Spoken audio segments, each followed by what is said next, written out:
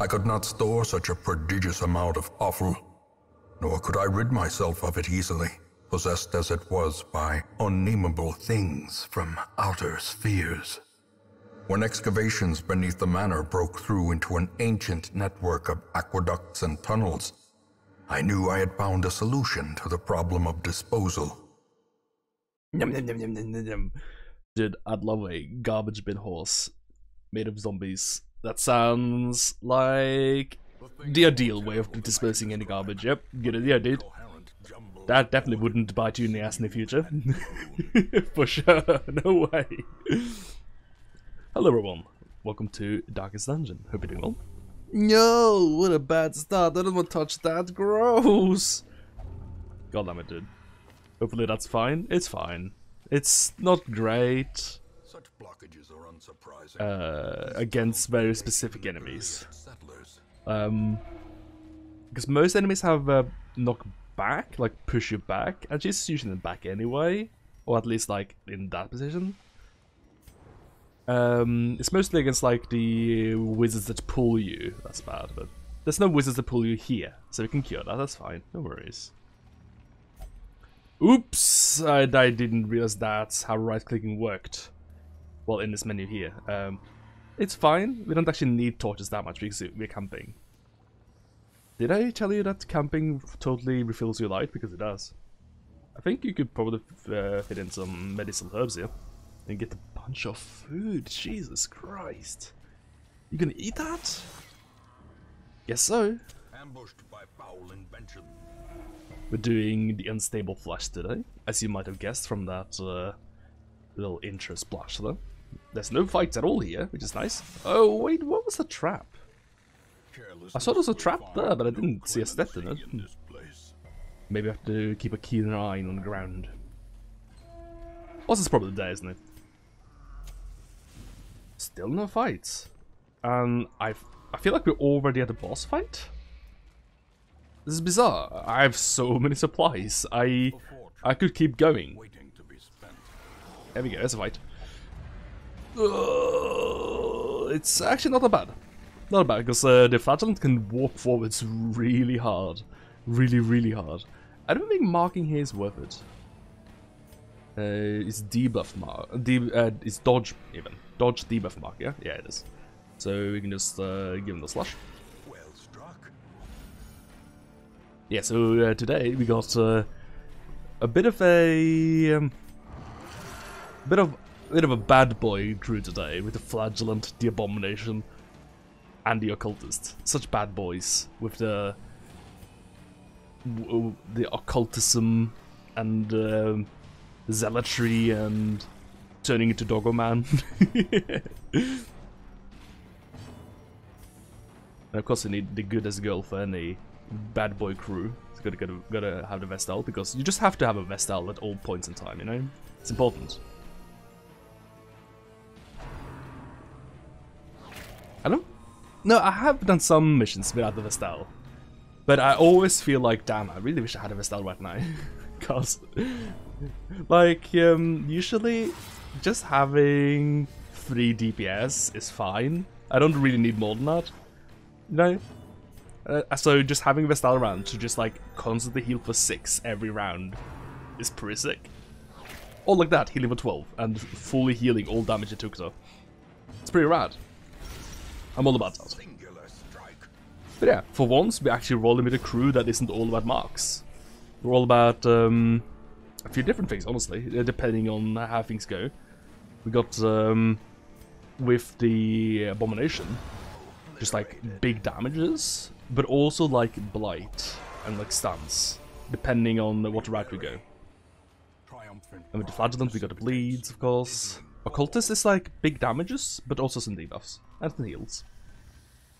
Like we kind of kid them out to be good against Eldritch here, because the boss is going to be Eldritch. I guess we just camp here. It's weird, but I guess we get rid of some stress, at least. And we get some buffs. So... yeah, it's like up. Then do the old... we have a chant, yeah. No! I thought that was the AoE one. It's not. It's fine. We have a bunch of encourage. You can dark strength, which is actually really good on the abomination. Super good. And we don't actually have that many encourages here. We have one. And we can bless someone as well. Phone? Really? Hang on. Ugh. Who's messaging me on Facebook of all things? God damn it. Get muted on phone. No, that was media. God damn it. See, I don't really like muting my phone, but I kind of have to a lot of times, right? But I don't like it because I always forget to unmute my phone, so I always try to just hope that no one bothers me. And then they do it anyway. I'm gonna bless the abomination here, because I saw that he had both minus accuracy and minus dodge, so that's perfect. So I turn a bit for that. And what do we do with the last two here? I guess we encourage the Vestal here. There we go. That's a pretty good camp, kind of. It's also kind of bad, because it's like so early in the dungeon. So I'm not really like, you know, helping a whole lot, but you're getting some cool buffs, so that's nice. You know, I did have this ambush coming here, considering how this mission's been going so far, you know. I'd love to beast bile here, but the motherfucker shuffled me forwards. So I guess we just have to turn into a beast. I also equipped the restraining padlock here, which I think, yeah, it means that my part is less stressed from transformation. Because I figured that this might actually be a transformation abomination that we're working with here. And we can't knife stab because it pushed me backwards, but that attack is fine. Except it isn't, because that guy is human beast, not eldritch. I don't know, man. Looks like an eldritch horror to me. Like, yeah, it's human and beast, but like, where do you think that human beastness comes from, you know? Because I'm gonna put my money on eldritch as a source of that. Dude. Vestal healing is so sick. I think this is how we play Abomination, right? I think Abomination is like either you stand in human form and you beast bile and throw out chains for stuns, and in beast form you like throw out rakes and AoE until you have like stacks enough to start doing single target damage. Because every time you throw out a rake, you do slightly more damage next time. Yeah, it's like 22% damage. That lasts for like, ooh, I guess 4 rounds, I guess? So like probably 2 rakes and then start throwing out rages. It's probably like the optimal distribution of debuff and damage. Unless you're working with multiple targets like that.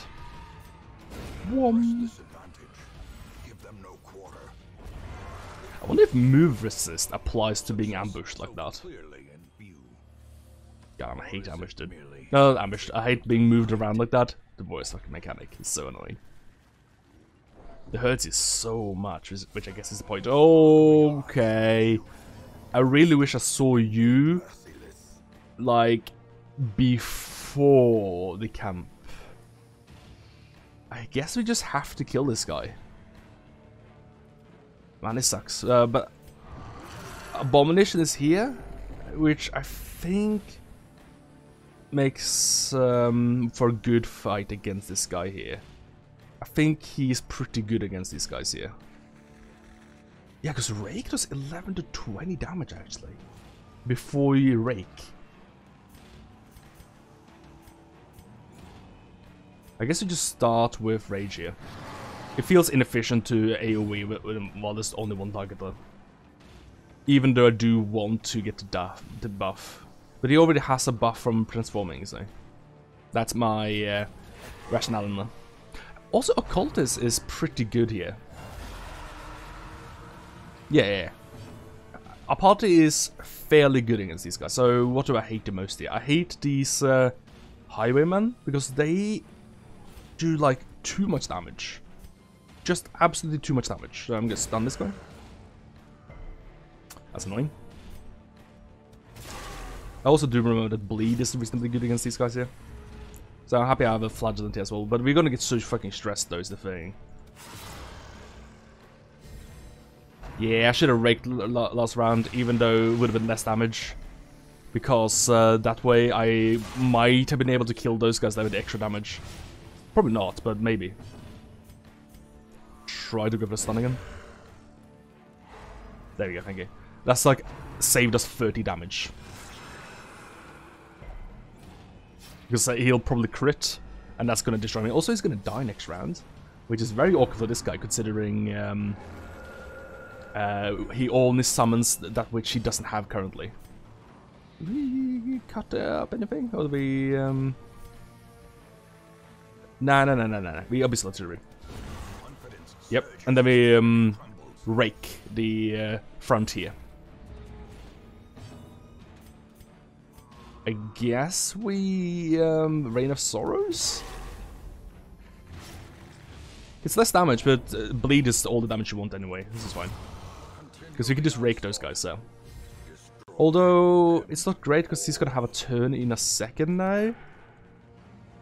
And it's gonna just summon the whole squad back. Yeah. That's what I was talking about earlier with like leaving up a guy because he can't summon him back, but yeah. He's dead. He's very dead. We only need to hit him with like a tiny amount of damage and he's dead. Yeah, like 13? Can I hit him with 13 at all? I don't think so. I'm not too worried about healing it because you have a bunch of food and we'll eat up after this. So I'm gonna just try to go for some damage on him, yeah.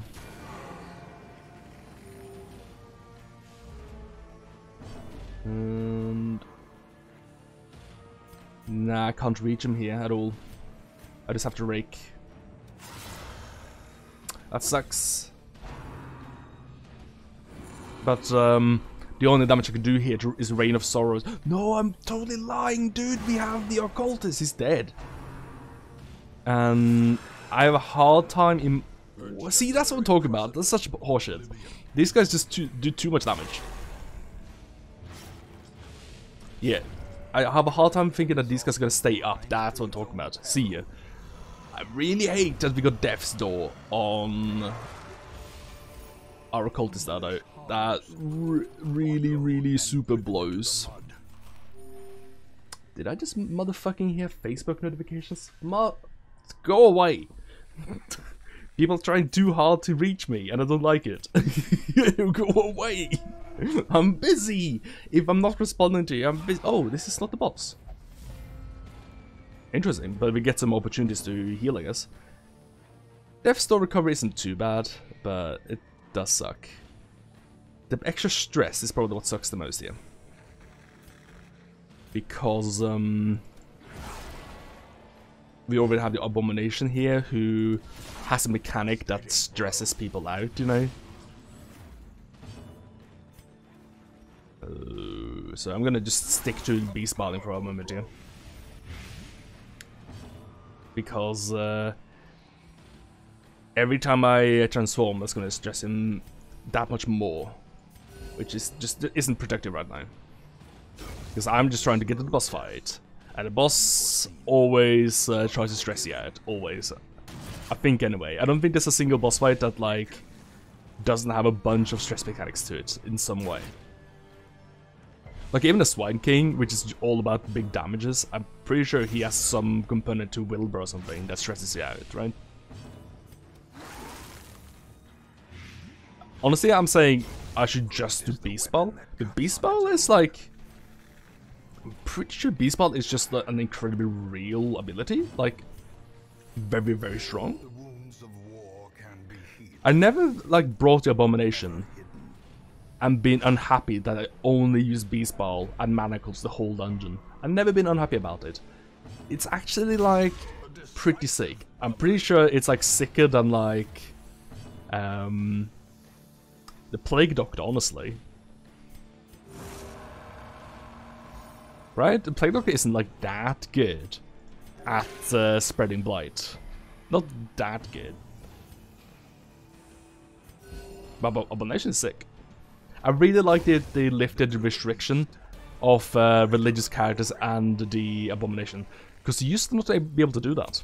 There used to be a rule at some point that... did I not have a key? I guess I didn't have a key, oops. There used to be a rule at some point that if you had the Abomination with you, you couldn't bring anyone religious, like the Vestal or like the Crusader. And that really sucked. All next is whatever. I guess we're going here? Oh, of course, rule of opposites is here, not there. What am I thinking? We didn't have to do that to collect the fight at all. But we got the puzzling Trapezohedron. Trapezohedron? Trapezohedron. I got it right, I think. We got that, so that's a bunch of gold, if you can make it out. And it looks like we can. We're not like that stressed, don't disease me, dude. Oh, dude.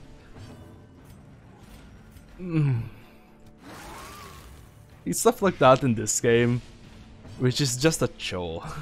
It's like just a chore. The diseases are so annoying. Like, I hate that diseases are actually like a part of an enemy's like combat moves, because it just sucks. It just means that, oh, you can't use that character next mission because they have a disease. That's all it means. It means another 1,000 gold they have to spend. So diseases are effectively just equals farming. That's why Radiant is probably objectively the best designed way to play this game.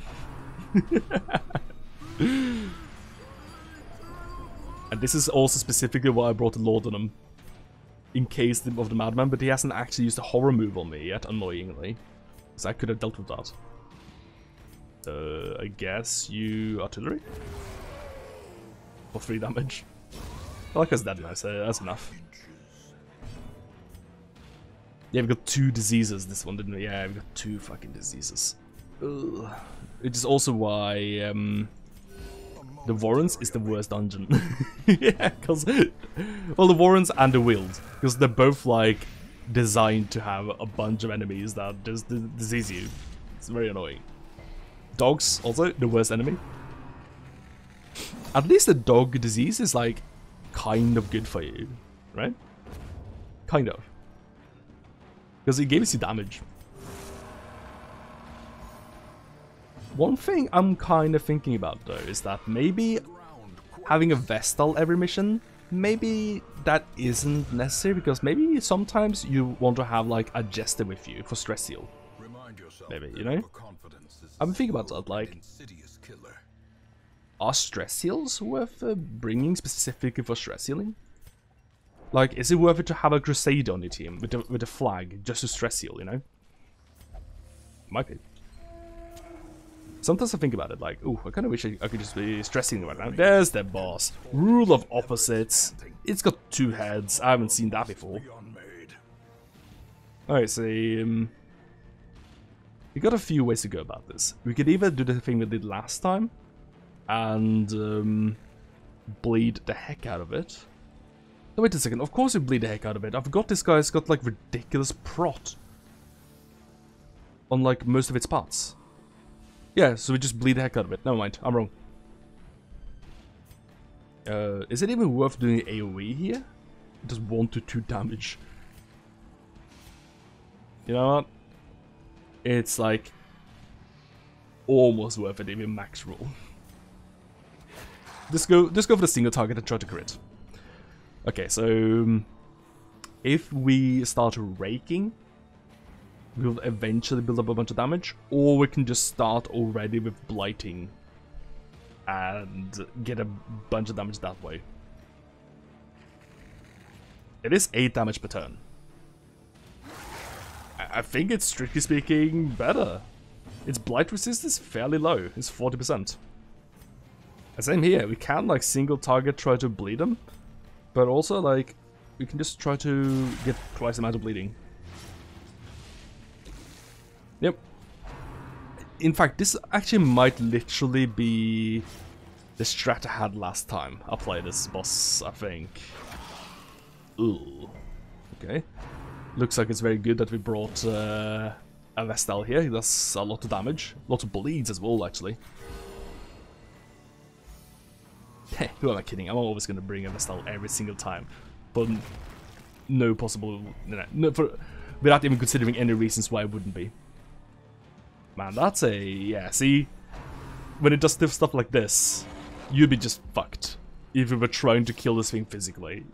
Yeah, I was really thinking of being a physical abomination here, and being a doggo man, and just raking this thing. But I can't. It's just not worth it. Just blight him, dude.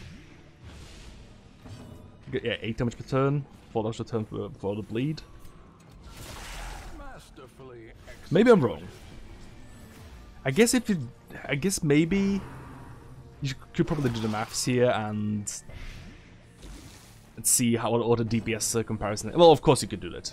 But what I'm saying is, if you did the maths and compare them, like the DPS over the course of a fight, I think maybe there's a chance that Rake and Rage would eke out Blight and Bleed, maybe.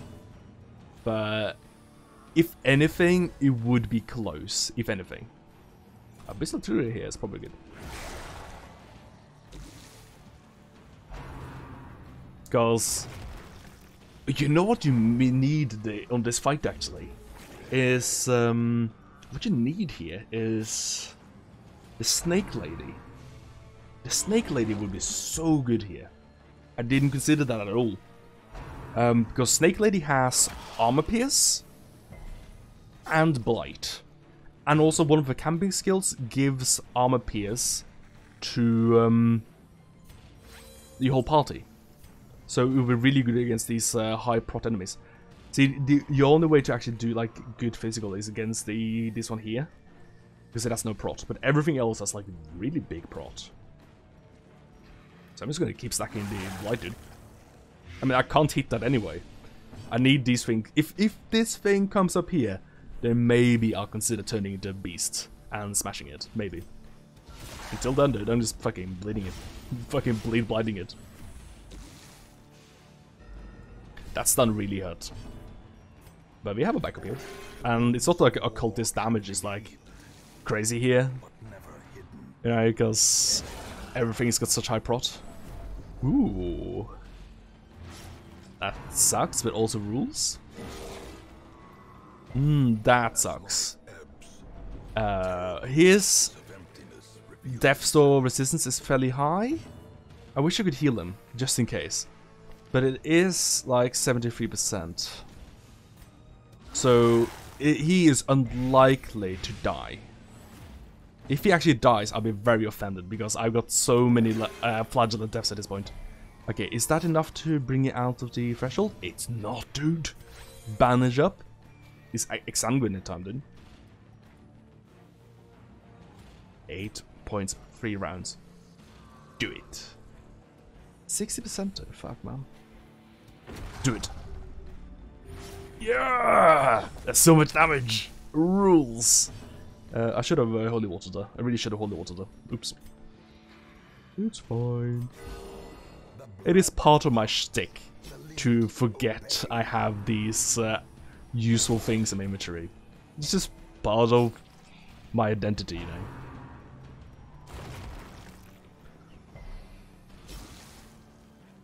Yep, this guy's getting fucking obliterated with Blight and Bleed. Because the other great thing about Blight and Bleed in this guy is that he's got 4 parts of the same body. So he's got like 1 action. No, it's got like 4 actions for your unit. And they all individually do damage to the collective. Yeah, he's dead. By turn 5? Jesus, he got fucking destroyed. Get rid of this. Why do I have so much food? Oh yeah, Overbolt, Granary, plus the like wagon I found. gave me a bunch as well. There we go. Decent run. Decent fight. Probably should stay in there for longer. You know, because I had all the supplies, but... You know, you're here for the boss fight. I know that.